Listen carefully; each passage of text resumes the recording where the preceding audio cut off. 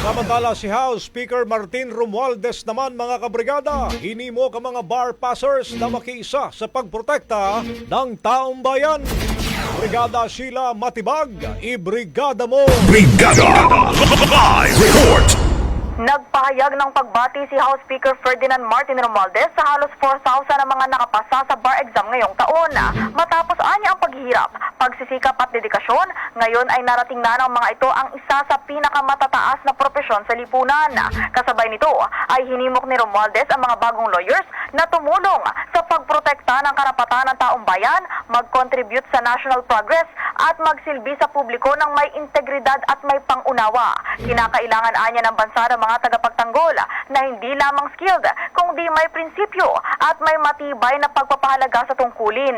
Sa huli, sinabi ng mambabatas na ipinagdiriwang ng buong bansa ang pagpasa ng 3,962 na mga bagong abogado.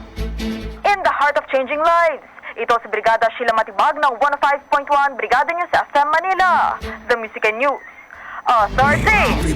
Brigada Balita Nationwide.